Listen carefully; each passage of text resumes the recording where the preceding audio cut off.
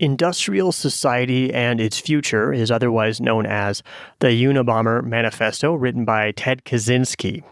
Kaczynski is a terrorist who killed 3 people and injured 23 others by sending bombs through the mail between 1978 and 1995.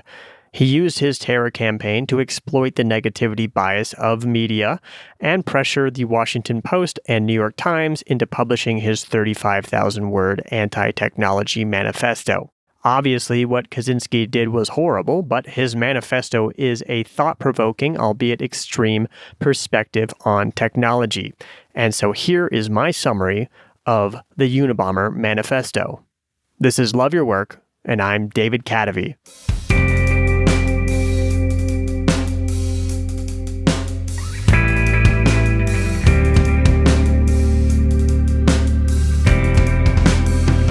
The manifesto begins with a seemingly out-of-place rant about leftism creeping toward totalitarianism.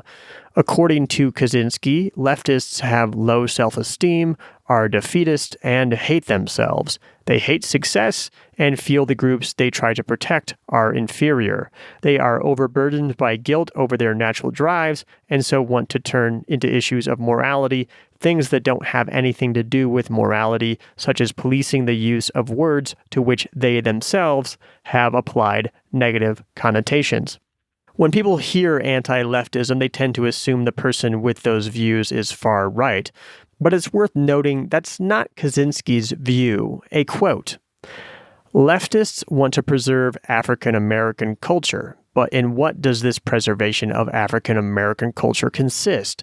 It can hardly consist in anything more than eating black-style food, listening to black-style music, wearing black-style clothing, and going to a black-style church or mosque. In other words, it can express itself only in superficial matters. In all essential respects, most leftists of the over-socialized type want to make the black man conform to white, middle-class ideals." In sum, Kaczynski is anti-left because ultimately leftists still work to preserve the industrial system. This appears to come out of left field, but the meat of the manifesto is more coherent, and later we'll better understand why he brought up his views on leftism. As industrial society progresses, Kaczynski says, people lose more and more freedom. This makes them miserable because it robs them of what he calls the power process. The power process consists of 4 main elements. 1, a goal. 2, effort put forth toward that goal. 3, the attainment of that goal. 4, autonomy in pursuit of that goal.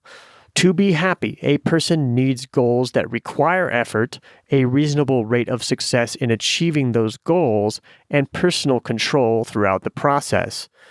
You might think we in industrial society have many goals we pursue and attain through effort, but Kaczynski says we merely pursue what he calls surrogate activities. Surrogate activities are artificial goals because they aren't for the purposes of meeting our basic biological needs and so aren't totally fulfilling. He says we merely think surrogate activities such as our jobs are fulfilling because we have to do very little in industrial society to meet our basic biological needs such as eating or having shelter. So we've never felt true fulfillment. He says there are 3 kinds of drives we experience in the pursuit of goals. 1, minimal effort. 2, serious effort. And 3, impossible. The power process, he says, is more about group 2, or serious effort. Our surrogate activities require minimal effort, but at the same time, many other things are impossible in industrial society because we don't have control over them. For example, our security depends upon decisions made by others, such as safety standards at a nuclear power plant, how much pesticide is in our foods, and how much pollution is in our air. Somebody else makes these decisions for us, and in many cases, we can't even know if what we're being told is true. He points out that technology seems to grant us freedoms, but it really takes them away. As each advance in technology is collectively accepted, we lose control in some new area. Cars have become so ubiquitous, you can't walk in many places. So you need to get further integrated into the industrial system by getting a driver's license, insurance, and registration. Or you can take the bus and have even less freedom. As we're increasingly able to alter our genes, it will become harder to enforce a code of ethics. First, genetic engineering will be used to treat genetic diseases, then further alterations will be seen as good. The upper class will decide what's good or not until we have a genetically engineered upper class and a distantly lower class taking genetic rolls of the dice. This is already happening as gene splicing is being used to treat diseases such as sickle cell anemia. Meanwhile, a scientist in China crossed the agreed-upon ethics line and genetically engineered children. We'll outsource decisions to computers until we no longer understand ourselves the decisions the computers are making. So we'll keep them running to keep the system afloat. At that point, the machines will be in control. Kaczynski thinks mood-altering drugs are overprescribed, often just to deal with the psychological stress of living in industrial society. If more people need, say, antidepressants to tolerate living in a depressing world, that world is then allowed to get even more depressing until the drugs are a requirement. This reminds me of the soma everyone in modern society takes in the dystopian science fiction book, Brave New World. That book has also been made into a series. I couldn't help but think about this loss of control as I watched people's behavior during the coronavirus pandemic. While I personally chose to follow protocols and get a vaccine, it was an interesting moment when industrial society clashed with individual autonomy. To sustain industrial society, which is so ubiquitous it's impossible to opt out, institutions deemed it necessary to make blanket decisions on the behalf of individuals. Some people weren't cool with that. Whether their reasoning made logical sense was irrelevant. The emotional roots of their reactions were understandable. One thought-provoking quote from the manifesto sounds like a prediction of the gig economy.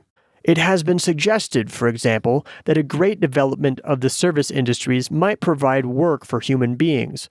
Thus, people would spend their time shining each other's shoes, driving each other around in taxicabs, making handicrafts for one another, waiting on each other's tables, etc. This seems to me a thoroughly contemptible way for the human race to end up, and I doubt that many people would find fulfilling lives in such pointless busy work. They would seek other dangerous outlets. Drugs, crime, cults, hate groups, unless they were biologically or psychologically engineered to adapt them to such a way of life. Your immediate reaction might be that industrial society is worth the lack of control. It increases average lifespan and prevents early deaths from infant mortality, disease, or relatively easy fixes such as an appendicitis. Kaczynski says our obsession with longevity and staying youthful is a symptom of our lack of fulfillment due to the disruption of the power process. If we lived lives full of autonomous struggle toward goals that directly met our biological needs, we would be more at peace with aging and death. A quote. It is not the primitive man who has used his body daily for practical purposes who fears the deterioration of age, but the modern man who has never had a practical use for his body beyond walking from his car to his house.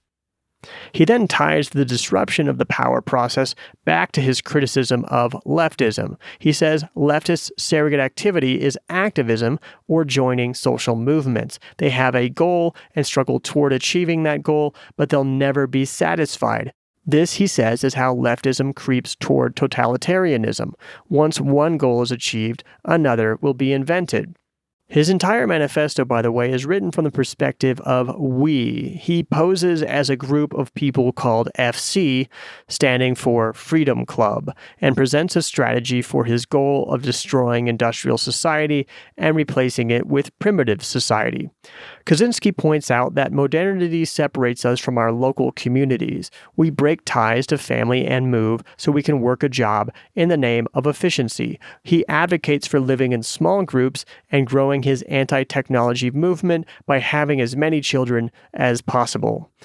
Interestingly, He says to draw the conflict line in this movement between the masses and the power-holding elites, and cautions specifically against turning it into a conflict between those who are revolutionaries and those who are not. This is some impressive strategic thinking, as it was also mentioned in the book Blueprint for Revolution. I interviewed the author Sergej Popovich on episode 179. Popovich pointed out, for example, that Occupy Wall Street was a poorly branded movement because it drew a conflict line between those who could participate by camping out in the financial district and those who could not.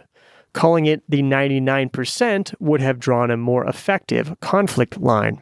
Counterintuitively, Kaczynski advises to not try to gain political power. He says that if the Green Party were to get voted into office, it would cause massive unemployment, they would get voted out of office, and it would turn people off to the party. He supported free trade agreements such as NAFTA because he felt it would further integrate the industrial system, making it more likely it would collapse and causing such a collapse to be more widespread. He says to be anti-left, and this is where we start to see the motives behind his seemingly out-of-place opening rant. He doesn't want to see leftists take over his movement because he thinks they would replace the goal of eliminating modern technology with their own goals. He says leftists will never give up technology because ultimately they crave power. Basically, he doesn't want to work within any existing structures of industrial society. He instead wants to see living in industrial society get so bad that the hardships can only be blamed on the system. He says small-scale technology is robust to shocks, local things such as planting crops, raising livestock, or making clothes. He points out that when the Roman Empire fell, the villages could still make a water wheel or steel, but the aqueducts were never rebuilt, their road construction techniques were lost, and urban sanitation was forgotten. Many people these days are surprised to find out that the Unabomber Manifesto contains intelligent and coherent ideas. They merely think of Ted Kaczynski as a mentally ill murderer. If he's so intelligent, why did he kill people? In the manifesto itself, Kaczynski explains that he felt this was the only way to get his message out. He reasons that if he had merely submitted his writings to a publisher, they would have been rejected. If they had been published, they wouldn't have attracted readers, because everyone is too distracted by entertainment. So, he says, in order to get our message before the public with some chance of making a lasting impression, we've had to kill people. As explained in my Trust Me, I'm Lying summary, humans have a negativity bias, and so media has a negativity bias. Ironically, this is a case where our paranoia about negative events apparently caused negative events. Newspapers and news shows covered Kaczynski's terror campaign for more than 15 years until he sent his manuscript, typed on a typewriter, to several newspapers essentially saying, "Publish this and I'll stop killing people." What Kaczynski did to get coverage makes the tactics Ryan Holiday confessed to look like actions of a saint. His bombings were pseudo-events with very real consequences. Assuming this was truly Kaczynski's strategy and not a backwards rationalization he came up with after doing what he simply wanted to do, was it an effective strategy? His reputation precedes him, such that people resist taking his manifesto seriously given what he did. While he got his words published, even nearly 30 years after his last bombing, it's hard to see his words through the dark cloud of his crimes. Publishing the manifesto was an effective strategy for law enforcement in catching Kaczynski. Attorney General Janet Reno gave the okay for the Post and Times to publish the manifesto. This put it in front of enough people the FBI was finally able to identify the anonymous killer. Kaczynski's brother's wife recognized him from what he said in the manifesto. Reading Kaczynski, I can't help but wonder if he could have held off a little longer or been born in a different time, might he have been able to tolerate society? Kaczynski's terror campaign spanned a peak in what Marshall McLuhan calls mechanical technology. As his campaign was ending in 1995, the internet was proliferating in electric technology. This was a world where having a job meant commuting to an office, following a dress code, and working within a hierarchical organization. Once you were home, your only contact with others besides your family or people you called on the phone was media fed to you through your television or radio, or through objects that had to be transported, such as paper books, magazines, records, or VHS tapes. But the internet has further demechanized our world. More creators, such as myself, work with near-complete autonomy outside of traditional hierarchies. People connect with one another around interests. We communicate without borders. As Marshall McLuhan described in Understanding Media, which I summarize on episode 248, mechanical technology explodes our world, an unfortunate but apt metaphor in this context. Mechanical technology compromises our individuality to turn us into cogs that fit together, while electric technology implodes, allowing our individuality to once again blossom. In 1998, the Washington Post reported that Kaczynski nearly confessed to a psychologist in the late 60s that he fantasized about being a woman. He didn't confess and later cited that as the moment he decided to become violent. Maybe if his gender dysphoria had been more acceptable, his path may have been different. Today's society may not be the small-scale society Kaczynski envisioned, and this electric implosion certainly has its problems, especially as it conflicts with the structures in place from the mechanical world. But maybe it would be just a little less pressure so as to prevent trying to blow up the place. Love Your Work is brought to you exclusively by our Patreon supporters, including top supporters Jeffrey Mason and Bob Rosen. The theme music for Love Your Work is At Sea by Dorena from the album About Everything and More, by arrangement with Deep Elm Records at deepelm.com. Love Your Work is a production of Cataby Inc.